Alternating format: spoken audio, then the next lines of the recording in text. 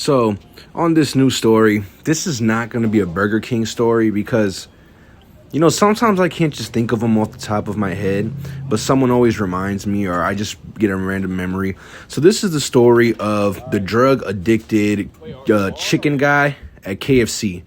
Now, if you guys follow me truly, you guys know in one of my shorts I said that I worked at KFC. Well, so working at KFC, there was this guy. He was the nighttime guy. Now, I had to work at night because I was still in school. He was the guy that breaded all the chicken, the original chicken and crispy chicken, the tenders, all of it. He breaded it. Only thing was, sometimes he wouldn't always show up, and it would force the manager on duty to have to do all the chicken. He would only show up, though, come to find, when I met him, he was super upbeat, super alert, eyes looking like they're going to pop out of his head, talk so much, super hype, super fast. But then it was like maybe close to like the end of the shift or something, or like out of nowhere, maybe a late rush. He started slowing down. He would start getting terrible, and the manager would just accept it. And it would be sometimes 2-3 of us would have to help him bread chicken because he got so slow. I started to hear the manager talk, and this was a manager that she talked way too much. This was stuff that no one was supposed to know but the managers. The guy that breaded the chicken was actually a big cokehead, like a really big cokehead, but they kept him on the job because when he was high, he could produce so much chicken with such little time.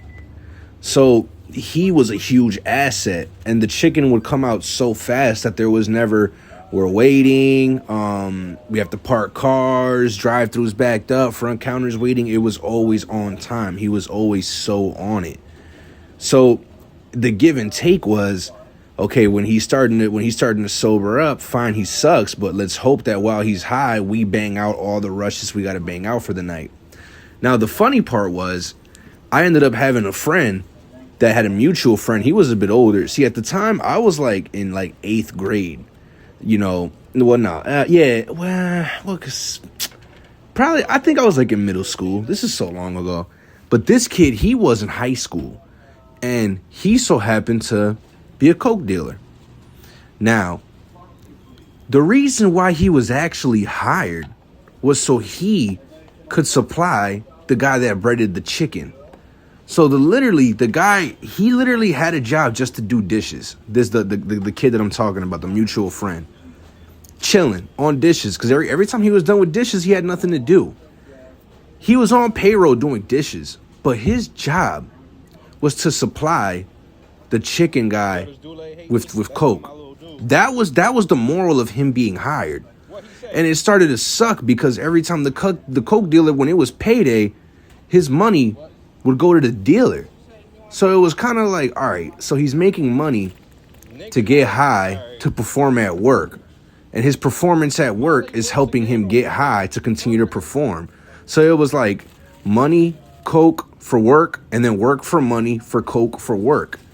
It's just, it was an unfortunate situation. It was something crazy to see, and who knows if he's dead or alive, but I hope he's better. It's been so long since I've heard, or who knows, man. That was years ago.